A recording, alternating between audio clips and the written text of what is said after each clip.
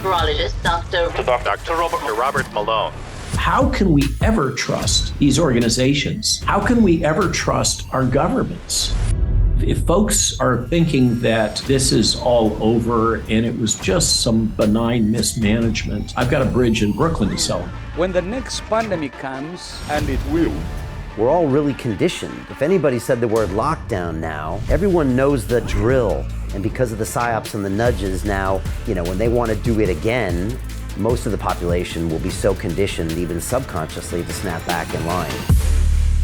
There are people who are vaccine injured, and they have not been allowed to speak. They've lost their jobs, they've lost their livelihoods. I strongly encourage that we acknowledge these individuals. We work together in helping to discover and identify potential treatments and therapies so that they can be made whole and that they be compensated for the damages that they've incurred as a consequence of the policies that have been implemented.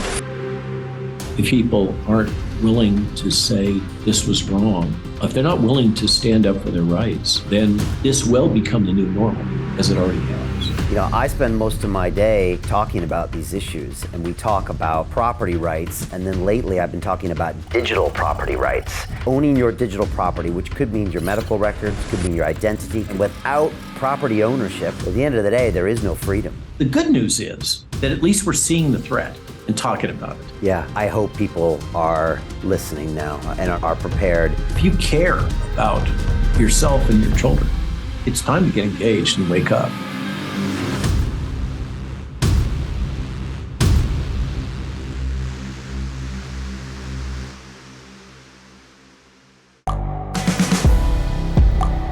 The world is changing.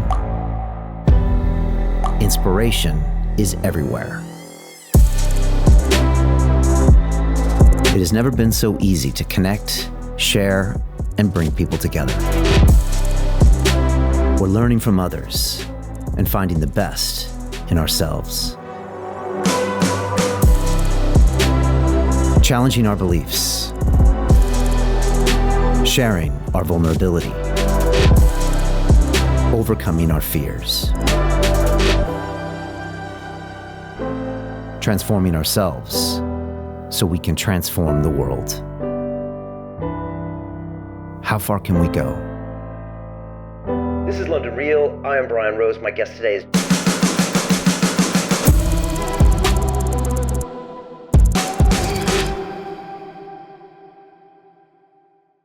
This is London Real. I am Brian Rose. My guest today is Dr. Robert Malone, the internationally renowned physician, virologist, immunologist, biochemist, and author.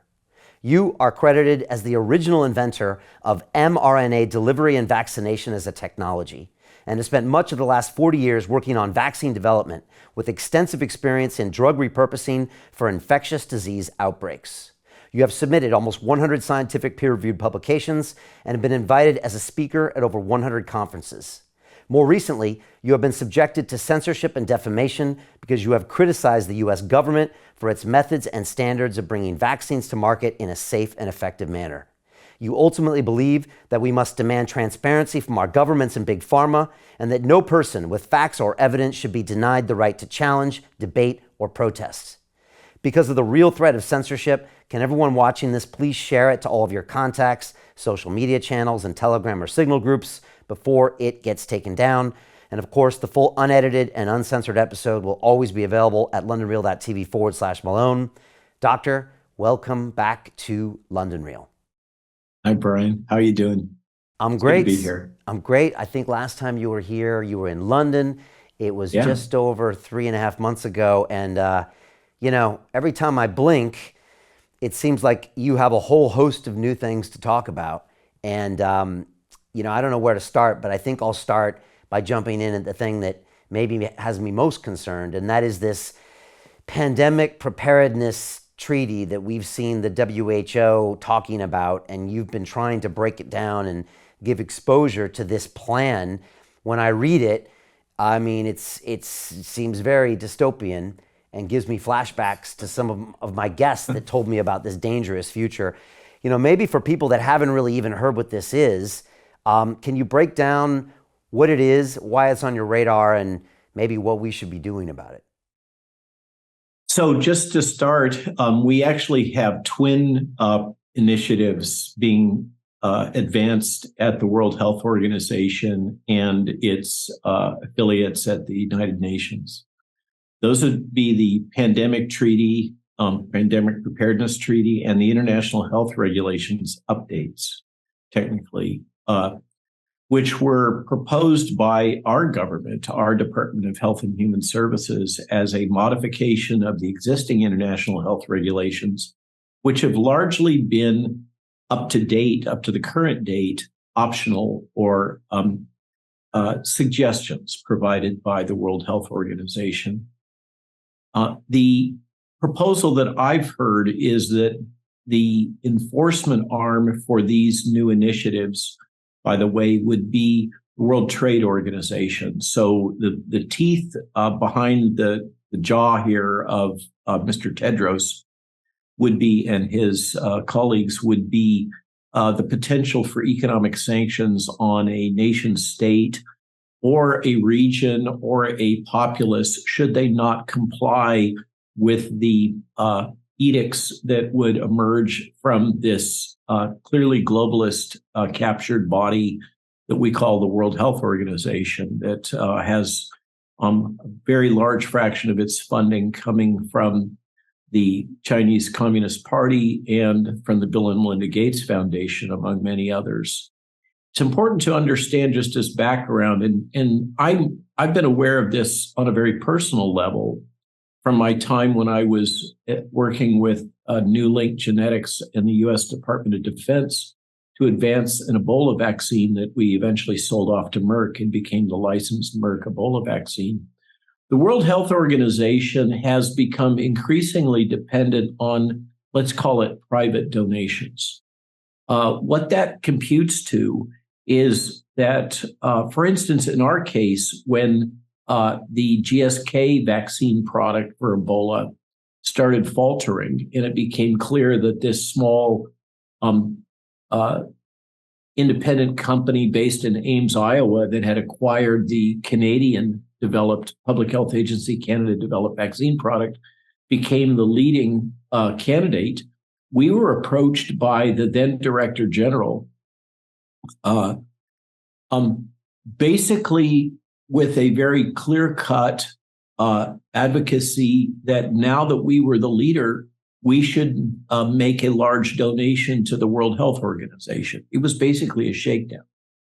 The WHO relies on not just donations from nation states or from non-governmental organizations, but increasingly from pharma. And one of the ways that that game is played is that since they have a lot of open offices and unfilled need for full-time employees, what's done is that pharma will contribute FTE sponsorship to the World Health Organization, have a hand in choosing the personnel selected to fill those positions.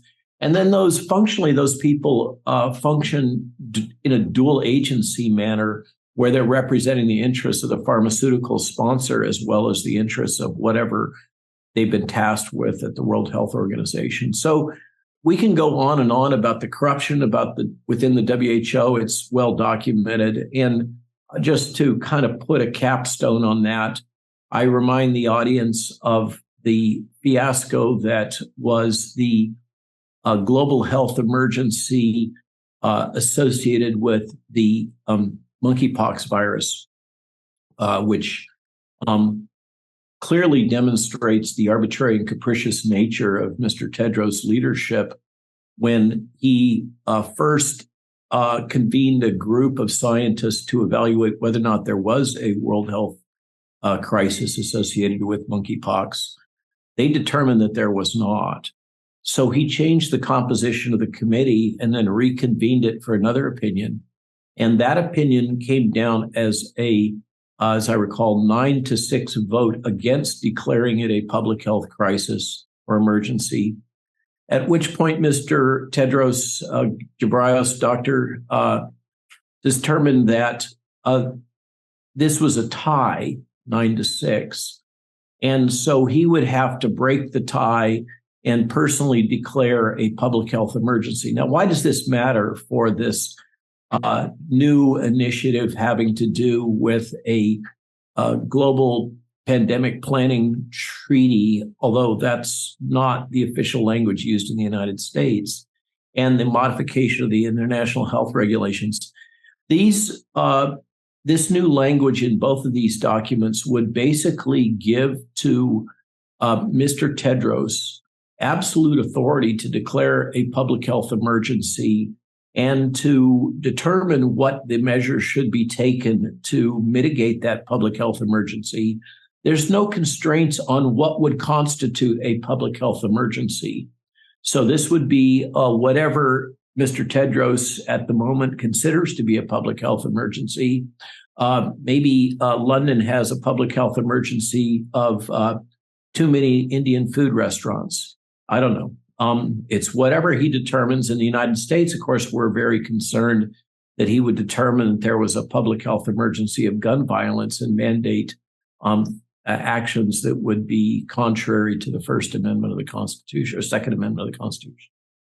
So what we have are a set of documents that are proceeding through various World Health Organization committees and also national oversight committees having to do with augmented authority and power and basically conceding sovereignty to a internationalist body that has treaty relationships and funding relationships with the World Economic Forum, Pharma, Bill and Melinda Gates, CCP, et cetera, as I mentioned. And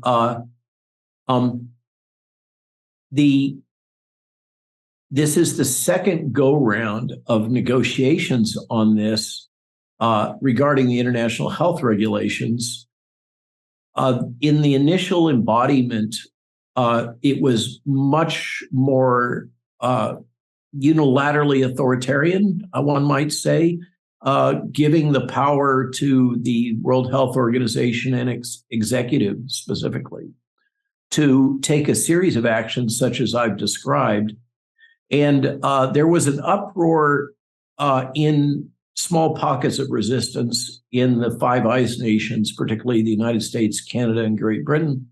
But in particular, there was resistance under the former leadership of Brazil, some of the Latin American countries, and some African countries in the guise of concern about loss of sovereignty, because part and parcel of this is that not only would the World Health Organization and its leadership have the ability to declare an emergency whenever they feel fit, so inclined, and to declare what measures should be taken, ergo, which vaccine you should have to take, what medicine you should have to take, what treatment protocols your physicians would be allowed to deploy, all the kinds of things that we've seen deployed by nation states, particularly the Five Eyes nations over the last 3 years, would then vest with the World Health Organization. And by the way, to fund that, there would be a tax imposed on all of the nations that is a function of their health budgets. And so since the United States spends far more than any other country on its medical care, it would bear a larger burden of the costs of this. And there was significant objection in the African states, in Latin America and Brazil, as I mentioned, and that caused a backtracking on the prior versions that were much more explicit about the authority of the WHO to impose these things unilaterally. Many interpreted this as, including myself, as the African states standing up for their personal sovereignty, their national sovereignty.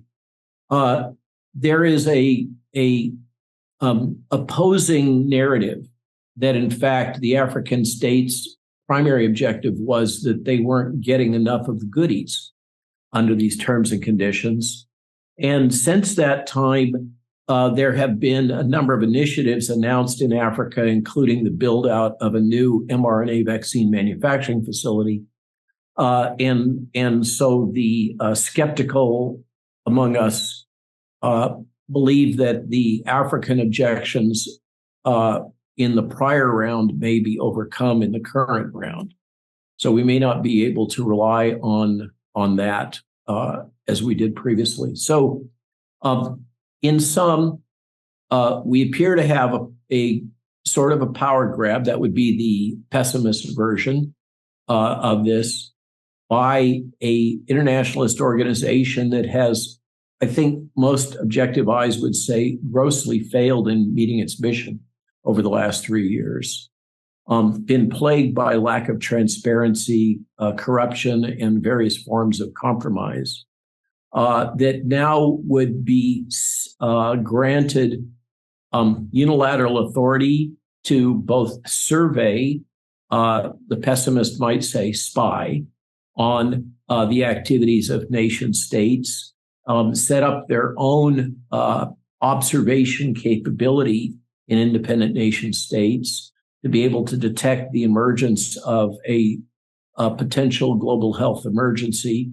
And there is a component of this that's forward-looking, so that they would not only be watching to detect emerging infectious disease or other public health emergencies, but potential public health emergency. So this maps into the topic area of One World Health, where the WHO believes that its mission should be expanded to cover animal health, agricultural health, plant health, climate, etc., because it's all one global problem, and they're the ones to solve it with their unelected form of management. So that's kind of where this is all heading. And the key question is, has the train already left the station? And all we are is observers griping and sniping from the sidelines. I had the pleasure of being on Neil Oliver's GB News broadcast on Coronation Day, where we talked about this. And of course, because GB News now is scared of its shadow in the form of the BBC censorship organization, or national, I guess it's the National Censorship Board. I don't really understand this, but there it is. You guys seem to be going hell-bent for leather to mimic the situation in Canada, I guess. So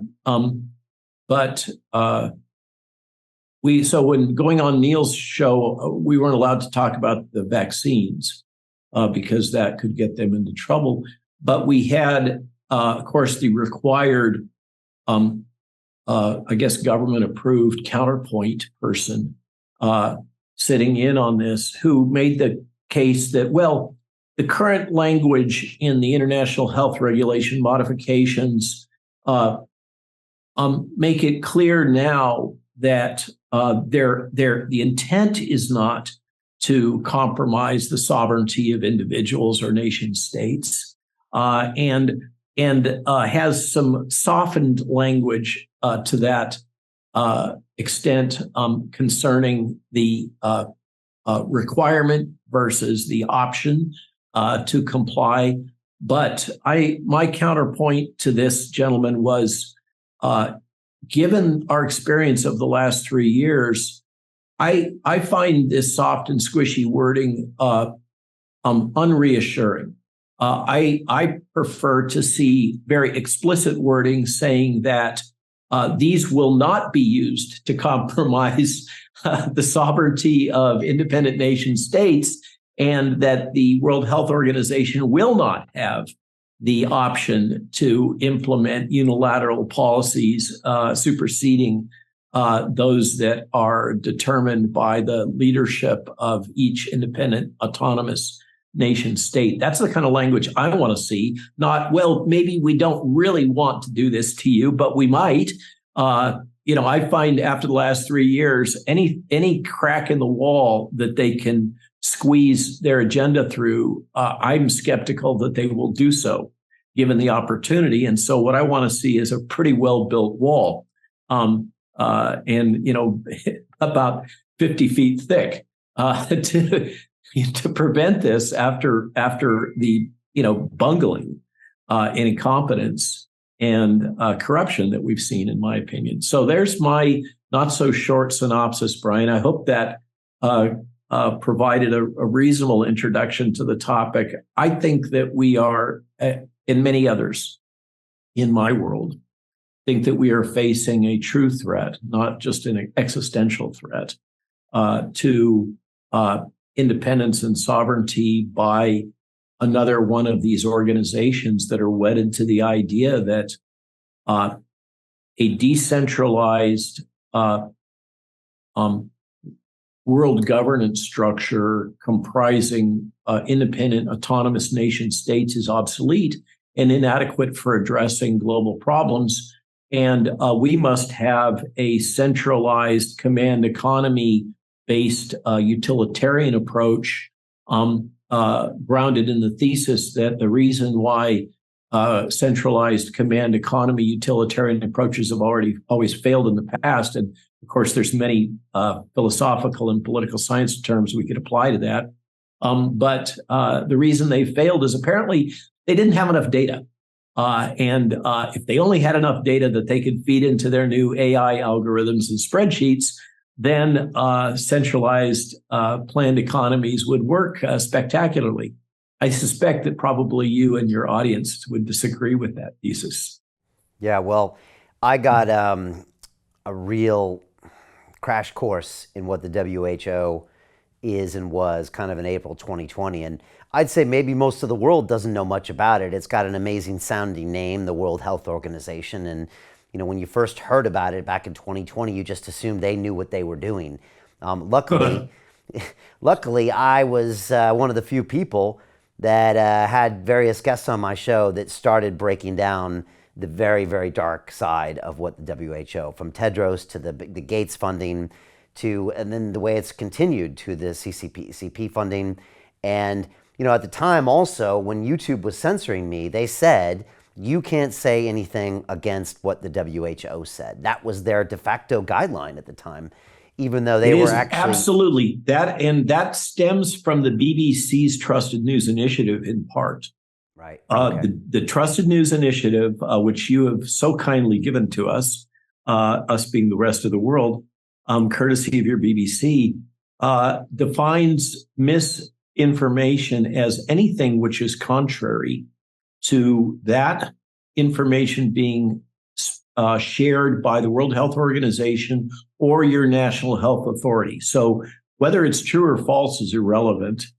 What matters is only that you literally toe the party line. I mean, Stalin would be proud. Yeah, it's flabbergasting. All you have to do is look into it briefly. And again, the BBC were ultimately responsible with getting us, banned on YouTube, because they were actually watching my massive live broadcast on April 6th. And it was actually them that called YouTube out that ended up getting that video pulled. So which is odd, because I didn't think they were a policing organization, but they kind of... Silly you. Yeah. They kind of self-appointed. They've recently upped their game now, haven't they? Yeah. With this new initiative. It's pretty incredible when you go deep here, and it gets dark very fast. And again, you can go deeper down the rabbit hole and look at the way that they even went to check out the Wuhan lab and just a half-assed investigation by the WHO there, and all the links. I mean, it's downright shocking when you get into it. So the fact that this organization would be taking away sovereign decisions based on the whim of a single individual who's clearly been compromised by various types of funding and special interests, it's something we all want to be aware of. And then, Robert, when you talk about how they can quickly add in climate or any other quote unquote threat or disaster to it, and then you see these 15-minute cities, and then you see too many pubs in Britain. We've got to do something about alcoholism. Right. I mean, all of a sudden you can see how it can be used to control the population. And then when you dive into your sovereignty initiative and you look at the rise of CBDCs, and then what, again, China's doing with the social scores and the monitoring and the facial recognition and the 5G, you can quickly see how the last lockdown in 2020 and 2021 is child's play compared to what could be happening in the future, where, you know, you won't even have a choice, perhaps, because everything will be suspended and you might not even know what the hell is even going on. Well, and now suddenly the Tom Cruise kind of future dystopia of Minority Report looks prescient. Yeah. And specifically in there to remind people, like, what are you seeing there? That control of information, that watching of everybody. Yeah.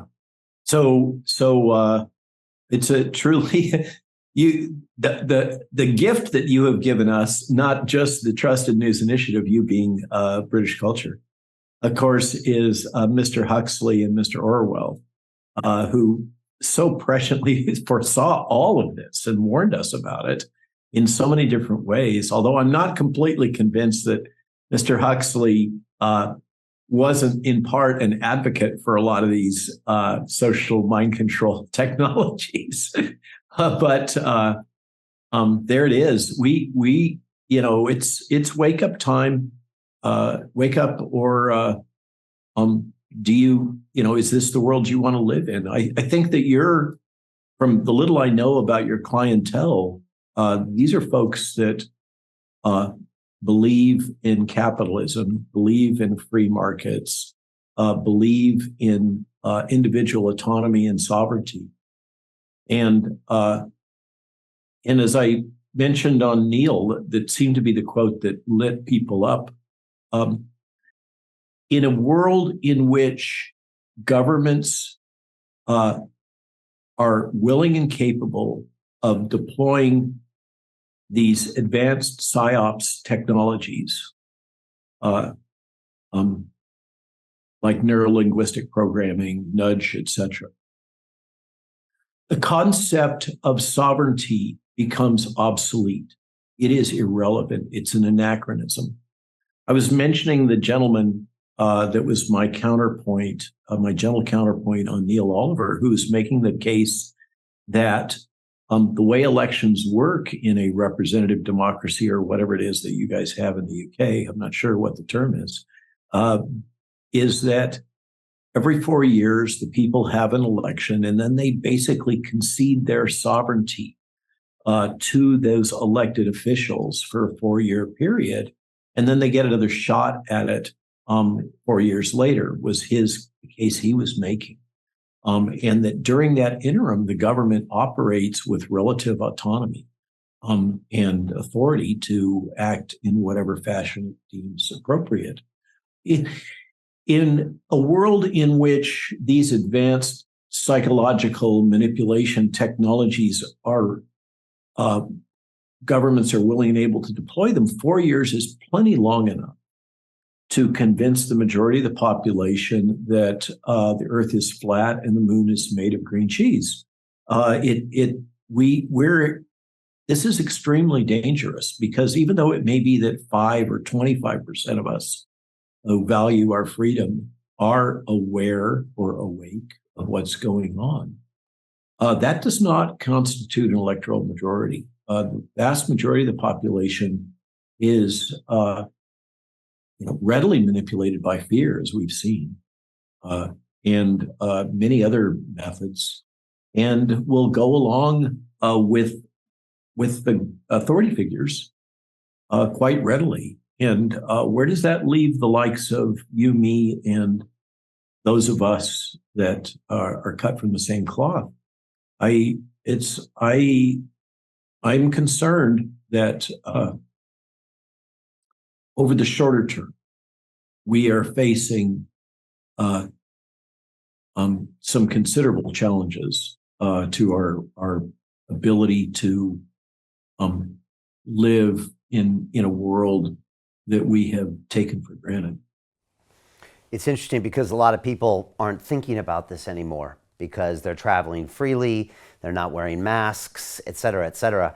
And, my guest back in 2020 reminded this kind of totalitarian tiptoe where they kind of take a lot of freedoms away and then give some back. And now we're all really conditioned. If anybody said the word lockdown now, everyone knows the drill. And if everyone knows the QR code and they know this, so we've all been kind of conditioned to a lot of these expectations. And because of the psyops and the nudges now, still the narrative, mostly here and probably in America, and I know you were just in Europe, and I'd like to talk about what happened in the parliament, but that is of, the shaming going on with the unvaxxed and, the gaslighting of the vaccine injured. And, it pretty much still is, like you said, 75, 80% of the population of the narrative supported by the media, as you mentioned, is what was done was basically right. And, when they want to do it again, most of the population will be so conditioned, even subconsciously, to snap back in line. And but I would say most people are walking around thinking that will never happen again. Good luck on that. As I recall, there was a poll in the UK about a month and a half ago that looked at how the population perceived these various government responses. And just before that poll came out, I had the pleasure of speaking with Nigel Farage in a couple of different venues, including CPAC. And then, of course, when I visited you, I visited him also. And I see Nigel as a bit of a mentor, as somebody who I can learn a lot from, given the battles that he's been through. And I always listen to what he says. He was making the case that the one clear government overreach that was undeniable was the lockdowns. And he was recommending that people, for political reasons, don't focus on the jab and the consequences and the toxicities and all that, because we can go around and around and you can pick your data, I can pick mine.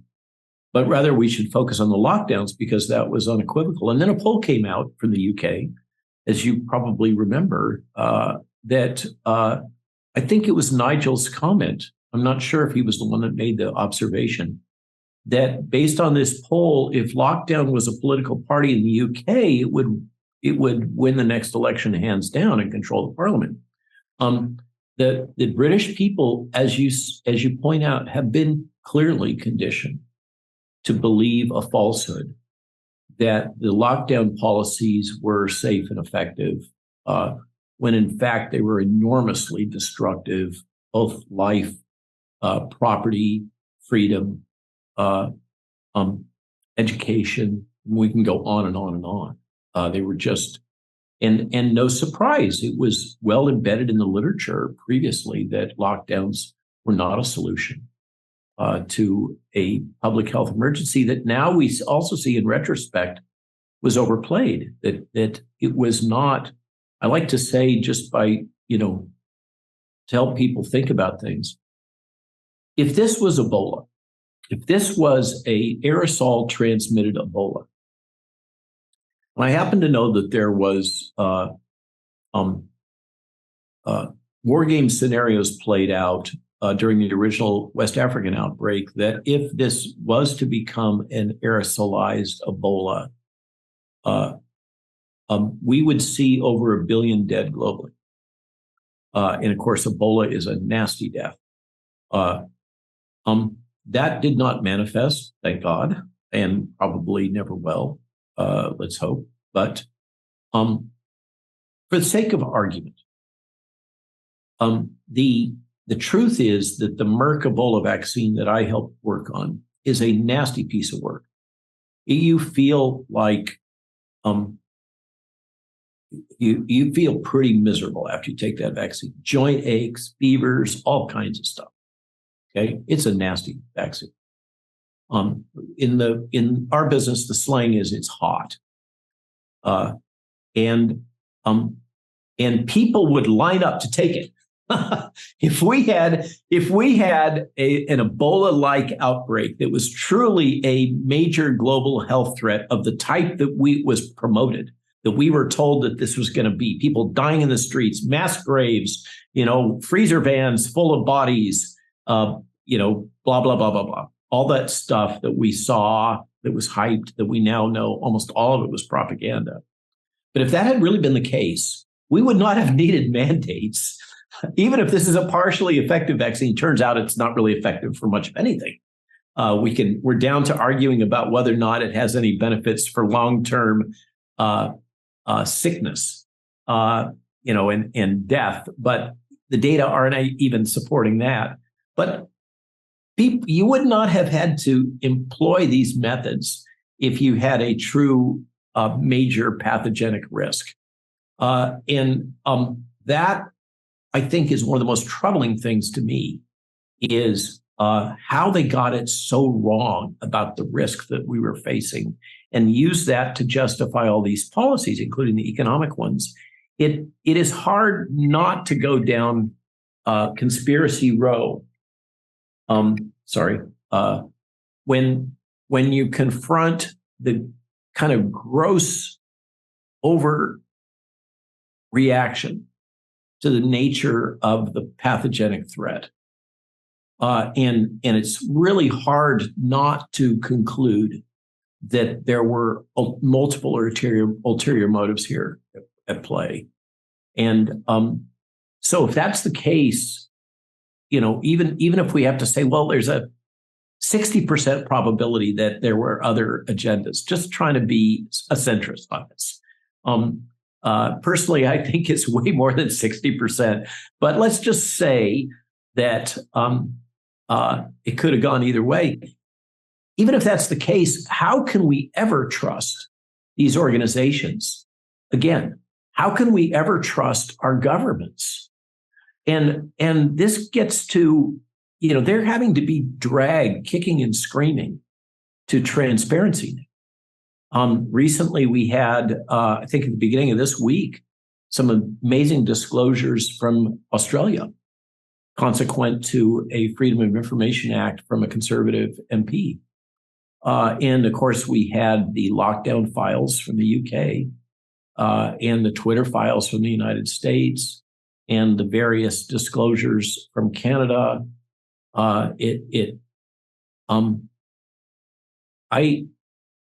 If folks are thinking that this is all over and it was just some benign mismanagement, I've got a bridge in Brooklyn to sell.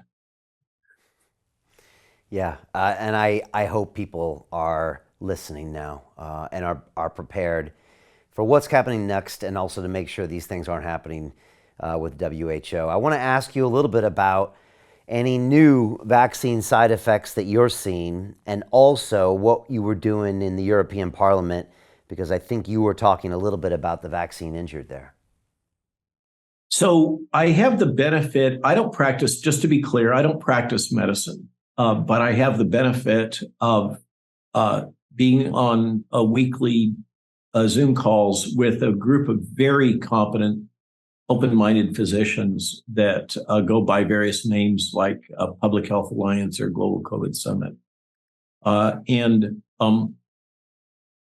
they are discussing, there seems to be another surge right now going on. It may be influenza B. There seems to be another a variant of SARS-CoV-2 going around, but it's not as pathogenic. There appears to be, maybe it's more and more awareness of the vaccine injured and some of the more subtle nuances associated with that. Of course, the ones that are most concerning have to do with reproductive health.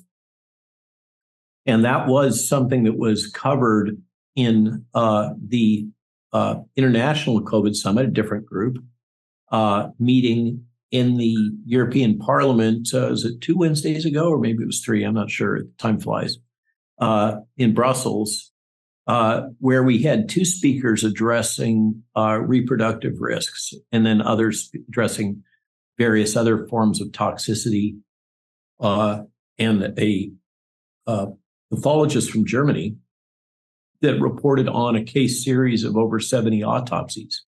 As you'll recall, there have been major impediments to doing what is the classical quality control process in medicine, which is the autopsy. But we're finally starting to get those data.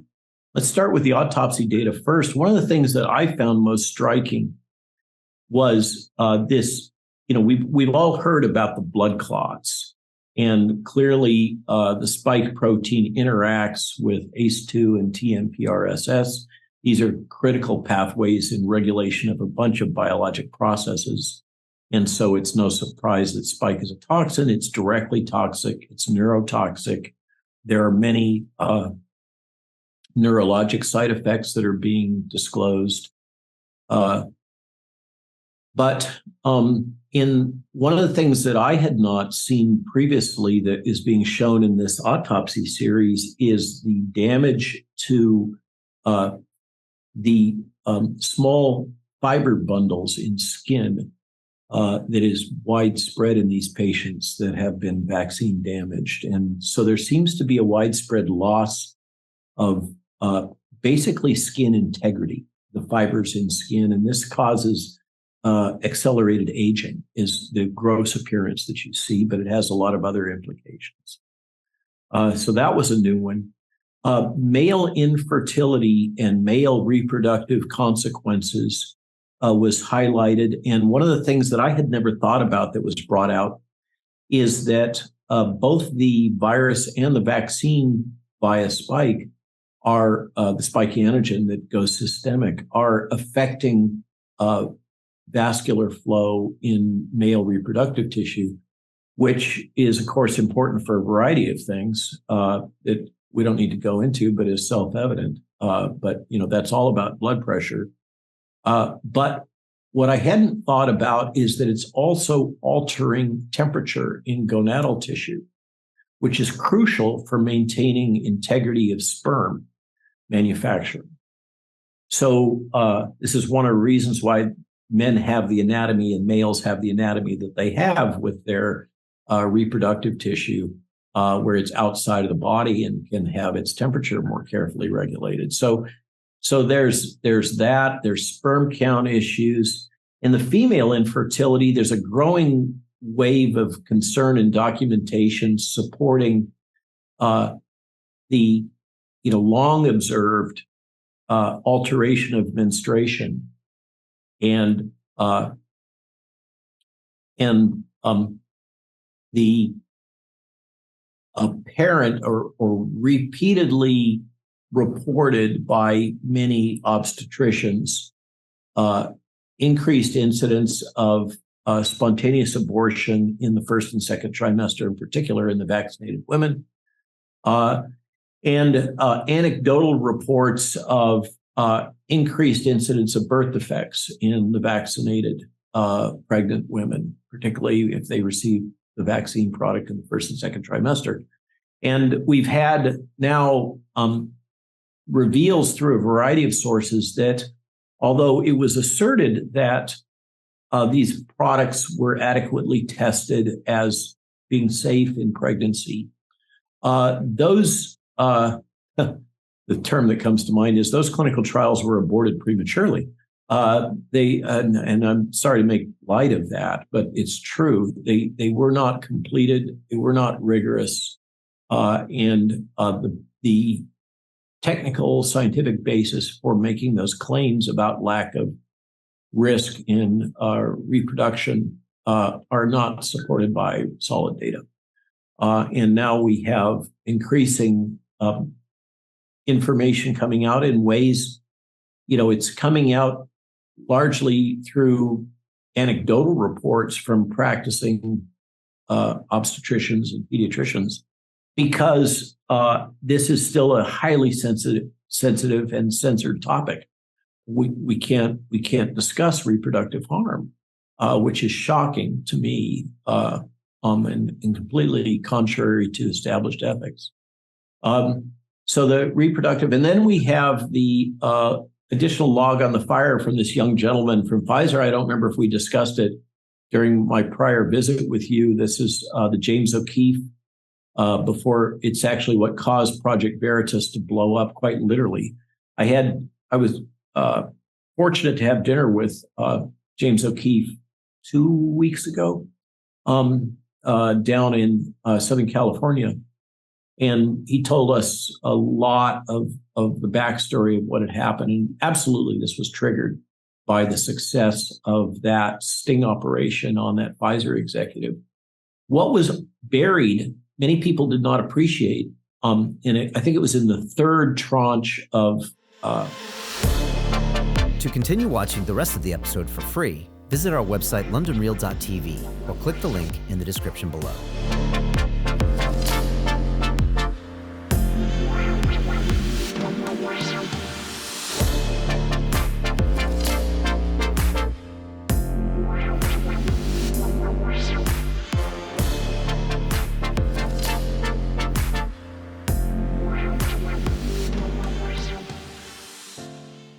So Jim Rickards has just recorded a video that's not available to anyone in the public, and he's going to be talking about how this upcoming recession is going to be fast, it's going to be bloody, it's going to be nasty. But at the same time, he's going to show you how you can position yourself to profit from all of this chaos. Now, we've made this video only available to our viewers. Go to londonreal.tv/Jim, watch that immediately. I can't say enough good things about Jim Rickards. He understands the global economic system better than any guest I've ever had on London Real. His predictions are almost uncannily true, and you can learn how to profit from his vision, from his expertise, and his understanding of economics. So go to londonreal.tv/Jim or click the link below. It's an excellent, excellent look on what's going to happen in the future and how you can position yourself to profit from that. Jim is one of the best in the business, one of my favorite guests on London Real, and he's very, very good at predicting the future and showing us all to profit from it. So click the link, and I hope you enjoy. Hey, it's Brian Rose, founder of the DeFi Academy. I've told you my 4-week crypto bootcamp is amazing, but don't take my word for it. This is what my students are saying. The DeFi Academy was an amazing experience for me. It took me totally out of my comfort zone. In this course, I was challenged, I was held accountable, and pushed to do things that honestly weren't always easy. It's been phenomenal, and I can't believe we're already up on our 4 weeks. It has flown by. Going through this DeFi accelerator by far was one of the best courses I've taken. You do this course, you really get into the nitty-gritty of the activities that will make you comfortable with decentralized finance. Thank you so much to Brian and everyone at London Real and the DeFi Academy for even putting together an amazing course like this. Anybody else that wants to do it, please sign up. It is well worth the money.